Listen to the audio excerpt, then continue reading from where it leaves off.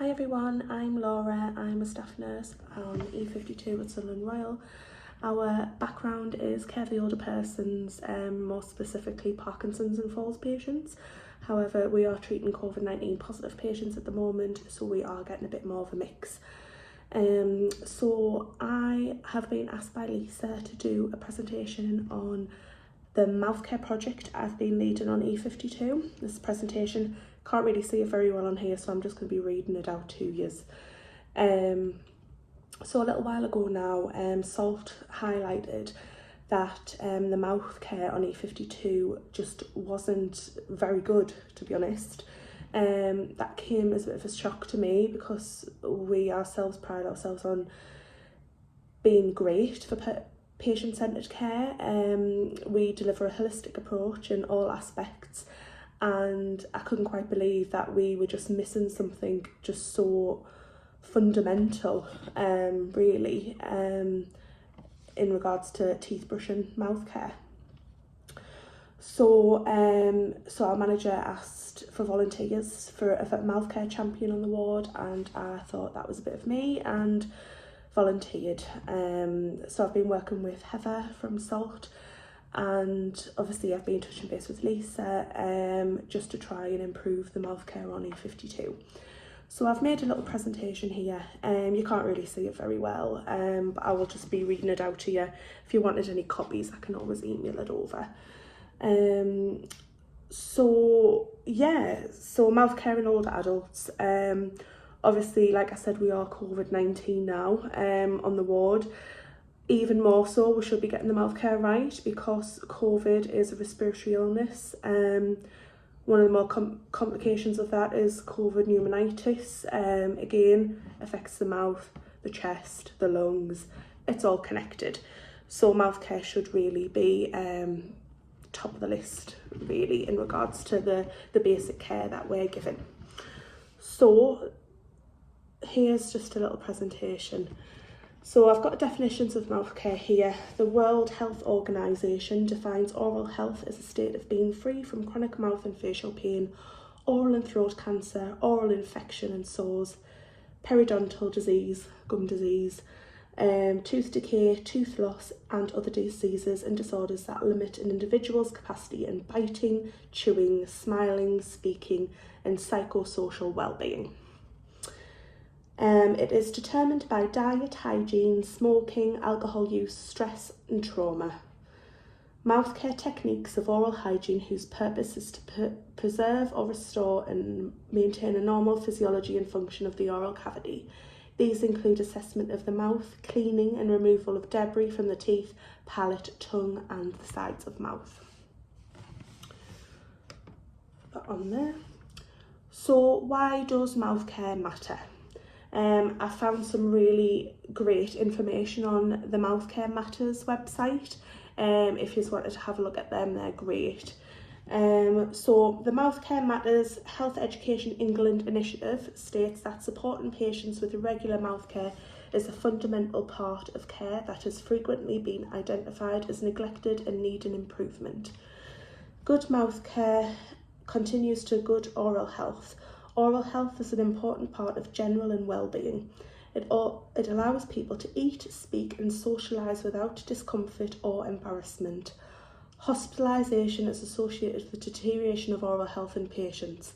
This in turn has been linked to an increase in hospital-acquired infections such as hospital-acquired pneumonia, poor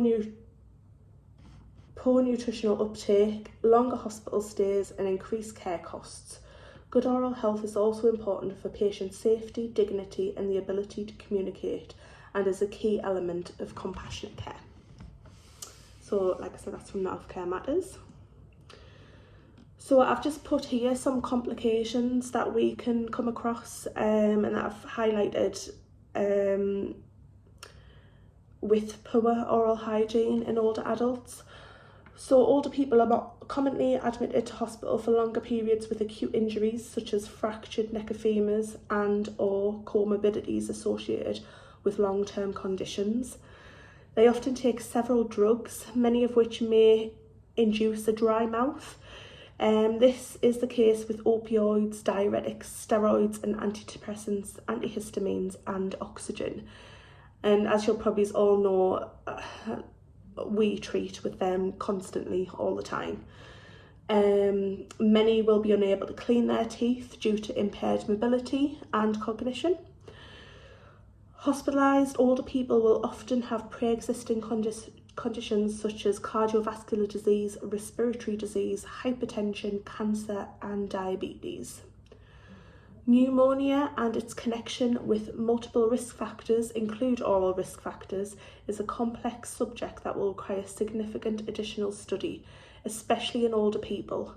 Current data suggests that poor oral health is a major risk factor for aspiration pneumonia in older adults. That was the bit that shocked me the most. Prior to this, I didn't know the link between poor oral hygiene and aspiration pneumonia.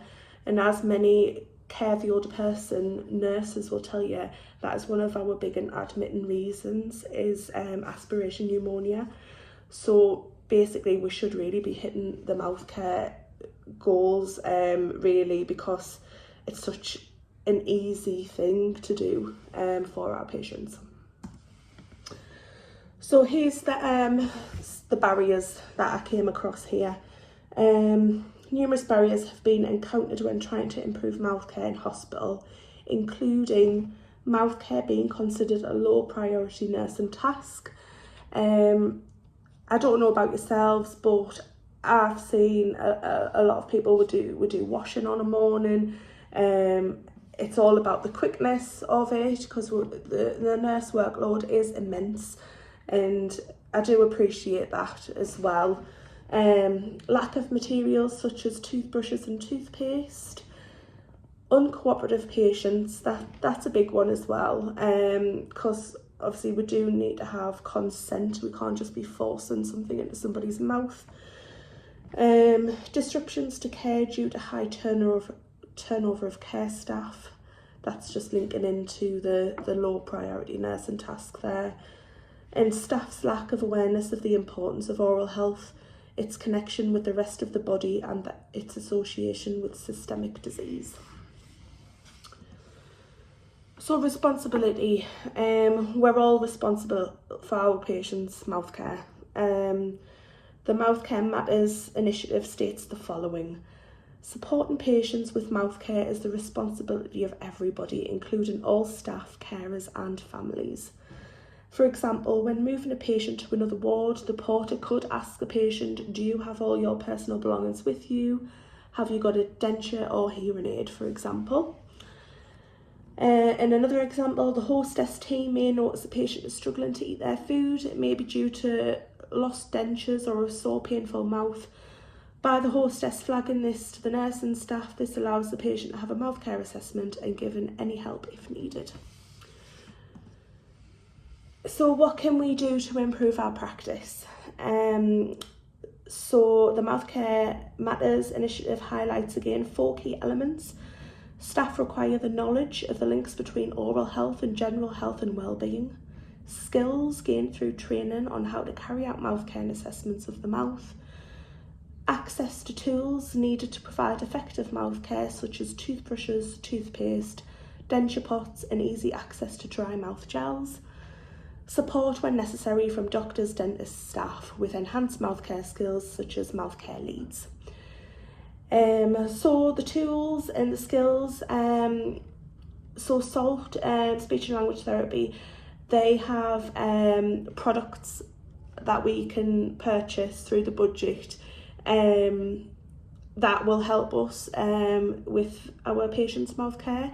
I know my manager, Michelle on E52, said order whatever I like as long as we get this improvement going.